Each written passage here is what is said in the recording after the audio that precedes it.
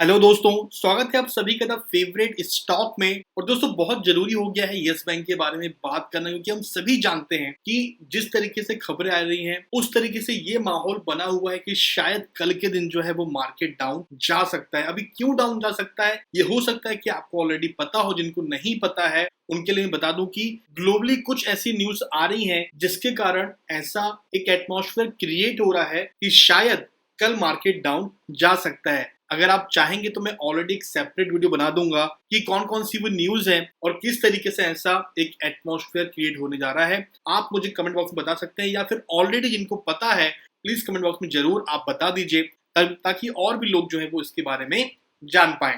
तो इसके वजह से यस बैंक के स्टॉक में क्या इफेक्ट पड़ सकता है और हमें कौन से लेवल्स को ध्यान में रखना चाहिए, और कुछ नई अपडेट्स जो आई हैं मैं आपको बताना चाहता हूँ यस बैंक के बारे में।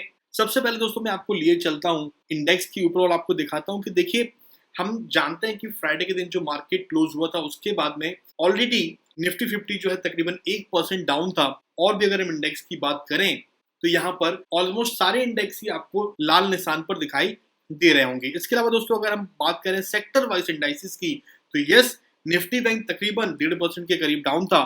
और इसके अलावा भी अगर हम और इंडाइसिस भी देखेंगे तो आपको तकरीबन सारे इंडाइसिस यहाँ पर नेगेटिव में दिखाई दे रहे होंगे। दोस्तों अगर मैं आपको लिए चलूं यस बैंक के कारोबार के ऊपर, तो देखिए तकरीबन जो है यस बैंक फ्राइडे के दिन जो है 1.25% डाउन गया था। लेकिन यस, यहाँ पर डिलीवरी जरूर उठाई गई थी, जहां पर आप देख सकते हैं तकरीबन आप बोलेंगे तो 8 करोड़ से ज्यादा स्टॉक्स के ऊपर यहाँ पर ट्रेडिंग हुई, जिसमें से 3 लाख से ज्यादा स्टॉक्स जो है वो डिलीवरी में उठाए गए। तकरीबन 38% की जो क्वांटिटी थी वो डिलीवरी में उठाई गई है। अब मैं आपको कुछ इंपॉर्टेंट लेवल्स बताना चाहता हूँ यस बैंक के बारे में, जो कि आपको बहुत ध्यान रखना चाहिए। कल के दिन अगर आप मार्केट को देखेंगे तो हो सकता है कि वो डाउन जाए, और जैसा मार्केट रिएक्ट करता है तकरीबन आप कह सकते हैं कि वैसे ही 80 से 90% जो स्टॉक है रिएक्ट करते हैं। तो हमें हर चीज के लिए प्रिपेयर जरूर रहना चाहिए, और इसीलिए अगर मैं आपको यस बैंक के बारे में बताऊं कुछ इंपॉर्टेंट चीज, तो देखिए तो दोस्तों यहाँ पर आप पिवट लेवल्स को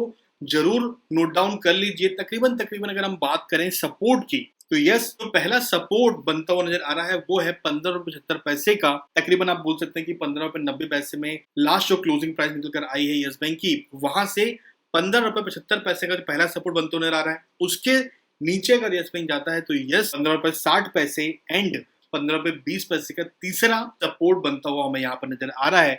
तो इन लेवल्स को आपको जरूर नोट डाउन करना चाहिए। और अगर ऊपर की तरफ हम बात करें, क्योंकि मैंने आपको बताया कि यस, अगर मार्केट डाउन जाता है 90% स्टॉक जो है जरूर मार्केट को ही फॉलो करते हैं, लेकिन बचे हुए 10% में भी यस बैंक जरूर आ सकता है, क्योंकि हमने कई बार ऐसा होते हुए देखा है। और वैसे भी बैड बैंक से रिलेटेड जो एक अच्छी खबर आई थी, मैंने आपको बताया था ऑलरेडी कल के दिन। अगर आपने अभी तक वीडियो को नहीं देखा है तो जाकर उसे जरूर देखिएगा। बात करेंगे रेजिस्टेंस की, तो यस 16.15 का पहला रेजिस्टेंस बनते हुए नजर आ रहा है। उसके बाद 16.40 एंड देन 16.80 का तीसरा रेजिस्टेंस है। और ये एक क्रूशियल आप बोल सकते हैं कि रेजिस्टेंस है 16.80 का। मैंने आपको ऑलरेडी बताया था अगर यस बैंक का स्टॉक 16.80 को क्रॉस कर लेता है तो आप मानकर चलिए कि तकरीबन 1 रुपए से 2 रुपए की यहाँ पर जंप इजीली दिखाई दे सकती है, और 19 रुपए के टारगेट हमें यहाँ पर अचीव होते हुए बहुत ही शॉर्ट टर्म में नजर आ सकते हैं।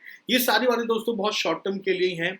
जो लॉन्ग टर्म इन्वेस्टर हैं यहाँ पर उनके लिए बिल्कुल भी चिंता की बात बिल्कुल भी नहीं है दोस्तों। मार्केट ऊपर जाए चाहे नीचे, हम जानते हैं कि अभी यहाँ पर बैड बैंक का कंसेप्ट जो है वो ऑपरेशनल होने वाला है। एआरसी को ऑलरेडी 6 मंथ के अंदर प्रशांत कुमार जी ने बोला है कि फंक्शनल कर देंगे उस चीज को। देन आफ्टर जैसे ही एनपीए की प्रॉब्लम धीरे धीरे यहाँ पर रिजॉल्व होना चालू हो जाएगी, तो आप कह सकते हैं कि ये जो सारे टारगेट्स है वो उन चीज का वहां पर कोई भी मतलब नहीं होगा। क्योंकि आने वाले टाइम का मतलब दोस्तों बहुत क्लियर होना चाहिए अपने दिमाग में। अगर हम लॉन्ग टर्म की बात करें तो मिनिमम 3 साल, ये इसका एक सबसे मिनिमम लॉन्ग टर्म एक ईयर बोल सकते हो आपकी। 3 साल की पीरियड तो आपको रखना ही होगा। देन आफ्टर आप एक अच्छे टारगेट को आप अचीव कर पाओगे। कितना क्योंकि बहुत लोग दोस्तों यहाँ पर कहते हैं कितना, चलिए 3 साल का अगर आप टाइम बोल रहे हैं तो कितना टारगेट को ये अचीव कर सकता है, कुछ अगर आप बताएं। देखिए इसका अगर एग्जैक्ट आंसर किसी से आप पूछेंगे तो शायद प्रशांत कुमार जी भी इसका आंसर आपको नहीं दे पाएंगे। जो कि एमडी और सीईओ हैं इस कंपनी के। सो कोई भी इस क्वेश्चन का आंसर एग्जैक्ट नहीं दे सकता हम, लेकिन एक चीज बड़े आसानी से एक एनालिसिस जो है वो अंदाजा लगा सकता है, और वो ये कि हमें हर क्वार्टर में केवल इसके रिजल्ट को ट्रैक करते हुए जाना है, और जिस तरीके से पिछले 3 क्वार्टर के रिजल्ट आ रहे हैं वैसे ही अगर इनके रिजल्ट बनते हैं एंड जो एनपीएस के इशू हैं अगर वो धीरे धीरे रिजॉल्व होना चालू हो जाते हैं, तो इसके जो प्रीवियस हाईज थे, अगर आप इसके लास्ट 3-4 साल के 5 साल के मैक्सिमम अगर आप चार्ट देखोगे तो इसके हाई क्या थे हम सभी जानते हैं। तो डेफिनेटली एक टाइम ऐसा आएगा कि ये उन हाईज को भी क्रॉस करके ऊपर चला जाएगा, लेकिन एग्जैक्ट टाइमिंग अगर आप मुझसे पूछने को चाहते हैं तो वो टाइमिंग अगर मैं आपको कुछ बोलता हूँ कि यस चलिए 3 साल 5 साल में ऊपर चला जाएगा, लेकिन अगर वो नहीं गया तो आप निराश हो जाएंगे, राइट। लेकिन मैं इतना आपको गारंटी दे सकता हूँ, आपको सिर्फ और सिर्फ हर क्वार्टर में इसके रिजल्ट को ट्रैक करना है, और उसके बाद जो इसके हाई थे 400 के हाई, ये इसको जरूर क्रॉस करेगा आने वाले टाइम पर। लेकिन इसका मतलब बिल्कुल भी ये नहीं है कि आज के आज यहाँ पर अपने पोर्टफोलियो का पूरा पैसा आप यहाँ पर लगा दें, बल्कि मैं क्या किसी के बोलने पर भी आपको ऐसा नहीं करना है। आपको एक छोटी सी क्वांटिटी यहाँ पर लेकर रखनी है जिसको आप 5 से 10 साल तक होल्ड कर सकते हैं, और उस पैसे की जरूरत आपको नहीं पड़ने वाली है। देखिए हम शेयर मार्केट में हैं, और शेयर मार्केट में हम ऐसे रिस्क को लेना चाहते हैं जहां पर हमको एक बहुत ही अच्छा प्रॉफिट जहां से निकल कर आ सकता है, और ये उन चुनिंदा स्टॉक्स में से, मतलब जहां पर आप रिस्क ले सकते हैं उनमें से एक सबसे अच्छा स्टॉक है जहां पर आप बहुत एक बढ़िया रिटर्न की एक आशा कर सकते हैं, एक बहुत ही बढ़िया रिटर्न के बारे में सोच सकते हैं कि यस ये स्टॉक मुझे देगा। तो ध्यान में रखिए दोस्तों, लॉन्ग टर्म वाले जितने भी हैं वो बिल्कुल भी पैनिक नहीं होंगे, और शॉर्ट टर्म वालों के लिए मैंने ऑलरेडी एक टारगेट्स बताए हैं, सपोर्ट लेवल्स भी और रेजिस्टेंस लेवल्स भी। एक बात जो और इम्पोर्टेंट है वो मैं आपको बता देता हूँ। देखिए अगर मैं इसके चार्ट की बात करूँ तो करंटली अभी जो स्टॉक है अगर आप ध्यान से देखें तो 30, 50, 100 और 200 मूविंग एवरेज के नीचे ट्रेड कर रहा है, राइट। अगर देखें अगर मैं आपको दिखाने की कोशिश करूं तो ये इसका 100 डेज का मूविंग एवरेज है, और तकरीबन उससे भी नीचे अभी यस बैंक का जो स्टॉक है वो ट्रेड कर रहा है 15 रुपए 90 पैसे के आसपास, और इसे आप एक बेरिश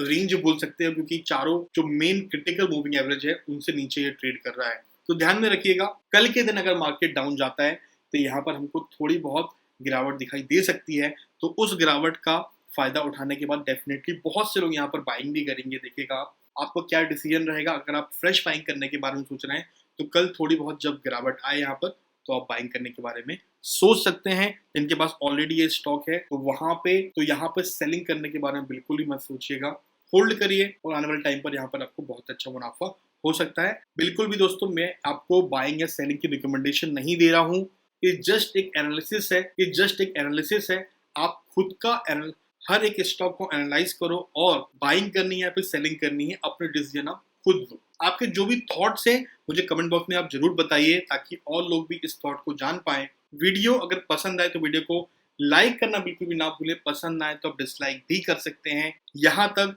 वीडियो देखने के लिए आप सभी का बहुत बहुत धन्यवाद। मिलते हैं बहुत जल्द अगले वीडियो में।